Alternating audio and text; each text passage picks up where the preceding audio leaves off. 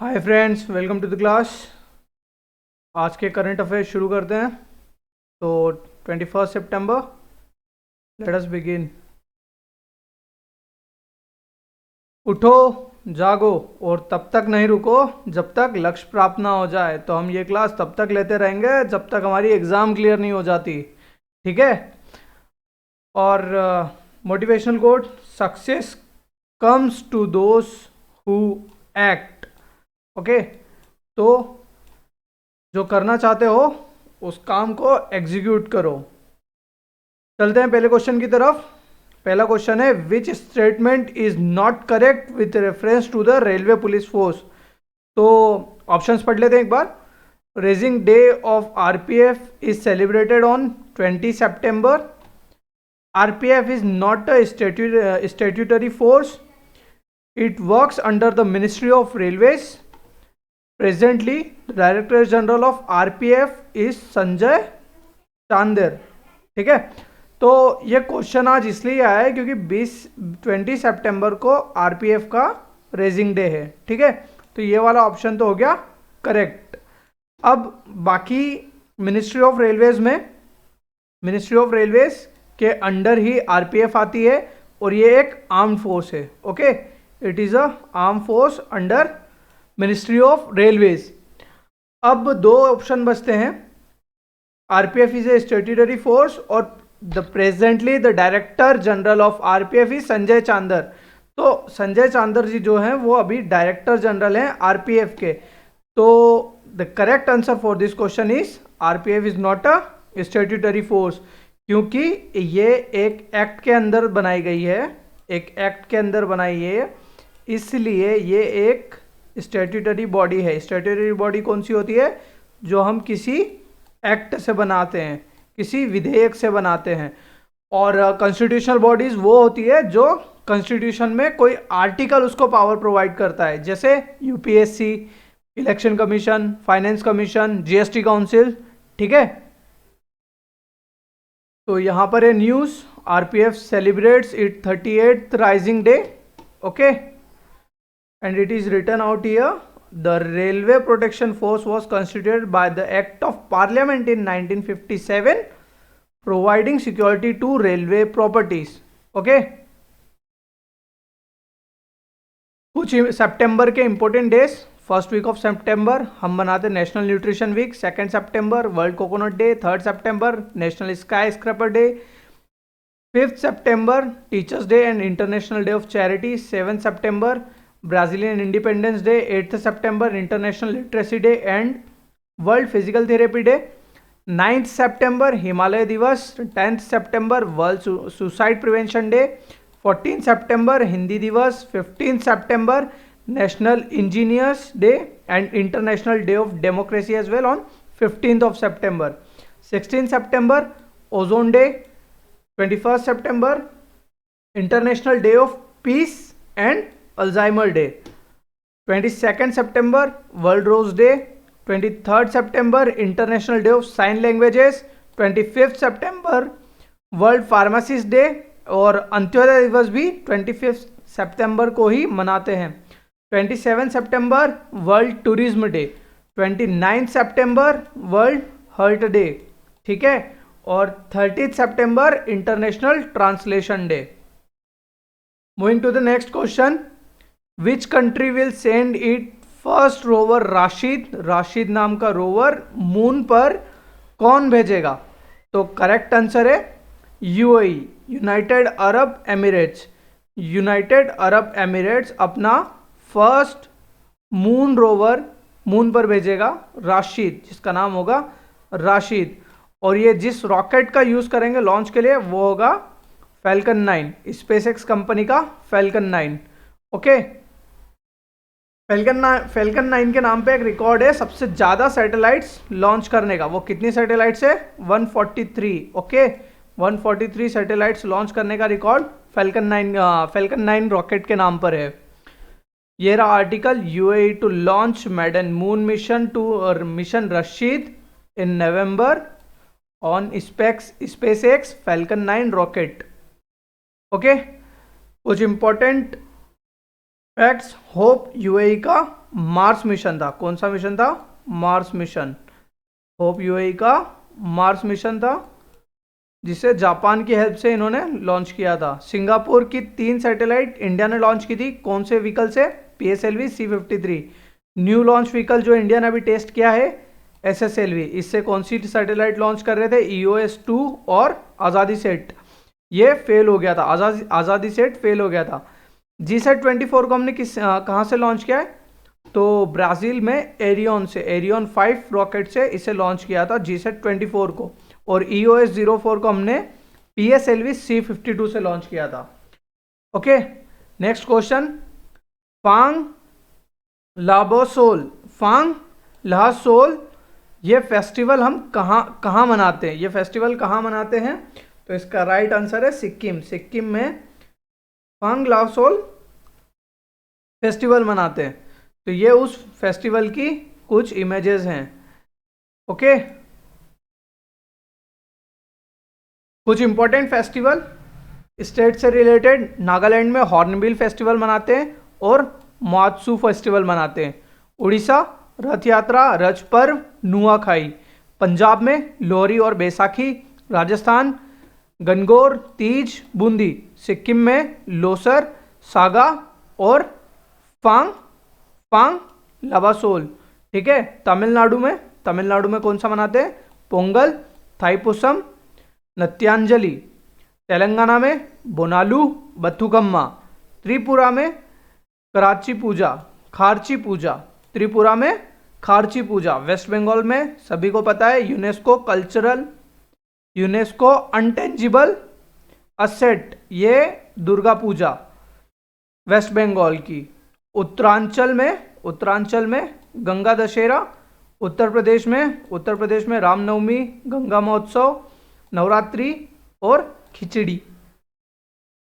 Next question. From where INS Ajay was decommissioned on September 19। तो September 19 को INS Ajay, जो एक सबमरीन हंटर शिप था, वो डीकमीशन हुआ है। कहाँ से? मुंबई से। Okay, after 32 years of service. INS Ajay decommissioned after 32 years of glorious service in Indian navy. Okay, here are some important operations of Indian navy. जो इंडियन नेवी ने कुछ ऑपरेशंस किए हैं वो यहां पर लिस्टेड है। समुद्र शक्ति, मिशन सागर, ऑपरेशन समुद्र सेतु, ये कोविड के टाइम पे लोगों को लाने के लिए। समुद्र सेतु 1 and Samudra Setu 2। INS Dega conducts mock anti hijack exercise at Visakhapatnam airport. Operation Sankalp, ये हमारे शिप्स को बचाने के लिए पर्शियन गल्फ में INS तलवार गया था, उसी को हमने ऑपरेशन संकल्प नाम दिया था। INS Sagar Dhvani flagged off for Sagar Maitri. Visit of Indian warships to Muscat, Oman. HADR exercise at Colombo during cyclone Ron. Okay, May 2016. It is so old, so you don't need to get it, but you can read it. Who has won the title of SAFF South Asian Football Federation Women's World Championship on September 19, 2022? Okay. तो the right answer is Bangladesh. Bangladesh ने अभी championship को जीत लिया, SAFF women's football championship को, South Asian football federation. History made Bangladesh girls win maiden SAFF football championship. Okay, here are some important trophies. Durand cup किसने जीता है? बेंगलुरु ने, ये भी फुटबॉल का ही होता है। संतोष ट्रॉफी केरला ने जीती है। ओके, ये भी फुटबॉल से ही रिलेटेड है। वुमेन एशिया फुटबॉल कप जो महाराष्ट्र में हुआ था, इसे जीता किसने? चाइना ने। सेफ अंडर-19 मेंस, ये किसने जीती है चैंपियनशिप? इंडिया ने। किसे हराकर? नेपाल को हराकर। अगला question. Where is all India police judo cluster 2022 is being organized? तो the right answer is new Delhi. और इसे लॉन्च किसने किया था? इसे लॉन्च किया था हमारे minister of sports Anurag Singh Thakur. Okay, sports minister Anurag Thakur इनोग्रेट्स 7th all India police judo cluster 2022। Next question, which CM has launch the CM डा हाईसी। सीएम द हाईसी ये ग्रीवेंस पोर्टल है जो मणिपुर के सीएम ने लॉन्च किया है। मणिपुर के सीएम ने ये सीएम द हाईसी लॉन्च किया है। Okay, here is the news, Manipur CM N Biren Singh launches CM Da Haisi web portal to address public grievances. Okay, तो मणिपुर से रिलेटेड कुछ इंपॉर्टेंट न्यूज, मीराबाई चानू जिन्होंने हमें टोक्यो ओलंपिक्स में मेडल दिलवाया था और जिन्होंने कॉमनवेल्थ में भी इंडिया को गोल्ड मेडल दिलवाया है, ये वेट लिफ्टिंग की प्लेयर है। ओके, ये वेट लिफ्टिंग करती हैं और ये मणिपुर से हैं। Keibul Lamjao national park, most famous national park of Manipur, Loktak lake biggest fresh water lake of north east, Thangta is the martial art of Manipur, और नेशनल स्पोर्ट्स यूनिवर्सिटी एस्टेब्लिश होगी। नेशनल स्पोर्ट्स यूनिवर्सिटी एस्टेब्लिश कहाँ होगी? मणिपुर में। यहीं पे वर्ल्ड की ओनली थर्ड फॉरेस्ट्री यूनिवर्सिटी कहाँ पे बनेगी, ये आप कमेंट बॉक्स में करो कि वर्ल्ड की थर्ड फॉरेस्ट्री यूनिवर्सिटी कहाँ बनेगी। इसका राइट आंसर है तेलंगाना में वर्ल्ड की थर्ड फॉरेस्ट्री यूनिवर्सिटी एस्टेब्लिश होगी। Which film has been included as India's official entry in the Best International Feature Film category at 95th Academy Awards और Oscar Awards? So the right answer is चेलो show. ठीक है, चेलो show करके एक Gujarati film है जिसे ऑस्कर्स के लिए नॉमिनेट किया है इंडिया की तरफ से। Here is the news, Gujarati movie Chhello show is India's entry for 2023 Oscars, और चेलो शो का मतलब होता है the last film show. Okay, the last film show. It was directed by Pan Nalin. Okay, Oscar 94th academy awards, Oscars जो 94 2022 में declare हुए थे वो हम देख सकते हैं। तो यहाँ पे सबसे best actor award Will Smith King Richard movie के लिए, actress Jessica Chastain the eyes of Tammy Faye. Okay, best movie CODA, and the best director Jane Campion. Okay, for the movie the power of dog.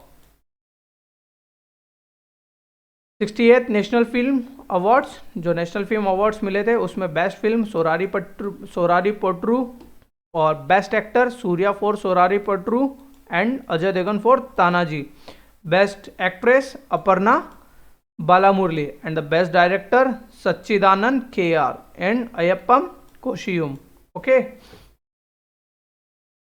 Next question, which country has successfully cloned the world first wild life arctic wolf. तो arctic wolf को किसने clone किया है? So the right answer here is China ने arctic wolf को clone किया है और इस क्लोन को 100 डेज हो गए हैं और वो अभी तक जिंदा है और हेल्दी है। इसलिए it is in news that China has cloned arctic wild arctic wolf. Noori एक पश्मीना गोट थी जिसे क्लोन किया था, और गरिमा एक बफेलो थी जिसे क्लोन किया था। World's first cloned wildlife Arctic wolf makes debut, pioneering conservation of endangered wildlife through cloning technique. Okay, cloning technology. It is technology.